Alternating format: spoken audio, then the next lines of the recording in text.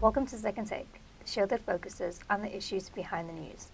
Mining Weekly editor Martin Creamer joins me today to unpack the latest news in the mining industry. Welcome, Martin. Hi. Now, the Mintech at 90 conference heard that South Africa has an impressively low battery manganese incentive price.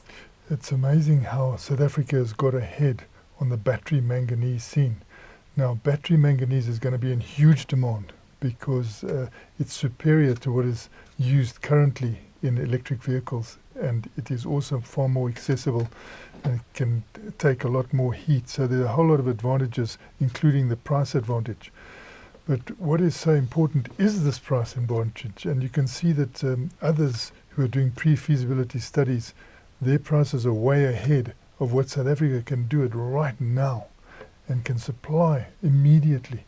So, the MMC down in Mpumalanga has a 50-year history of making the purest battery metal, not battery metal, but manganese metal in the world. And now they're using that background that is so requiring purity to get ahead.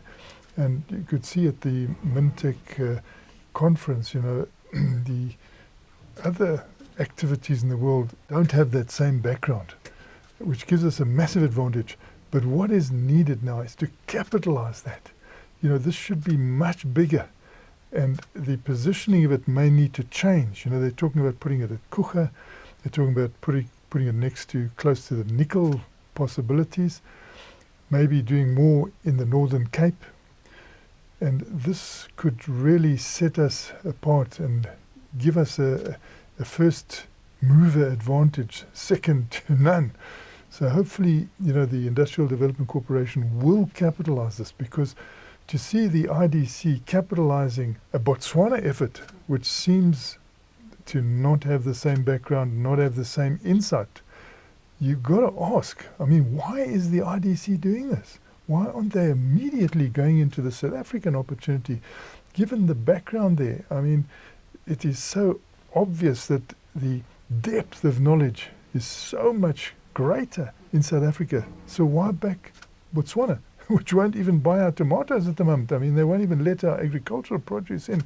Why did they do this? They need to explain. Now, Barrick's third quarter results show that the African region delivered its usual reliable performance. We're getting that now about the usual good performance coming out of Africa. And of course, there are little pockets of excellence in Africa. And one of them is at Kibali. That mine is really doing very well from a financial point of view. It has done well for a long time, but it's also been given the opportunity to digitize and set a sort of footprint of digitization that is now spreading around the Barrick world. So you'd think that would start in the Northern Hemisphere. No. They do it first in Africa here, and then that is migrated throughout that. Also automation. What they're doing under there is spreading to other places. And importantly, this uses very clean energy. At times of the year, many months of the year, 100% of that energy going into the Kibali gold mine in the Democratic Republic of Congo is green, totally green. So there are other months, of course, where it's not totally, it's more like 80%. But that's a mixture of hydropower and sun power. And again, Africa showing that it has got a lot of potential in certain pockets of excellence. And lastly, tell us about gold equities continuing to underperform the gold price. Yeah, one would expect that with the gold price going the way it is, it would also reflect in the equities. But instead it's reflecting in physical gold. People want to get ETFs. So they want to get their hands on physical gold because they're not confident in the currencies of the world while the world's being disrupted like that. But they're not really going into buying shares in the equity side of things, which is very short-sighted because, the mining companies are there now to make sure that there are critical metals. But you see with gold that the first thing people do is they look for short-term advantage. So they'll go on to new technology that can give them that quick return. They'll go on protecting themselves by getting that physical gold.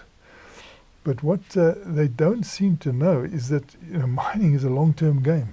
And if we also apply that to critical metals, not just gold, it's about time they saw that these equity investments need support.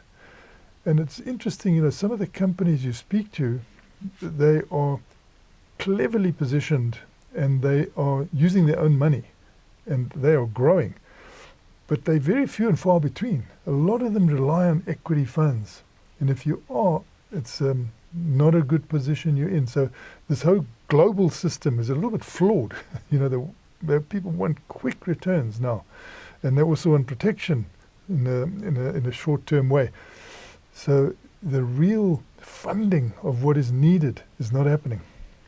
Thanks for speaking with us, Martin. It's a great pleasure. That's it for today. Join us again next week for more news analysis on the local and global mining industries. Don't forget to listen to the audio version of our Mining Weekly daily email newsletter.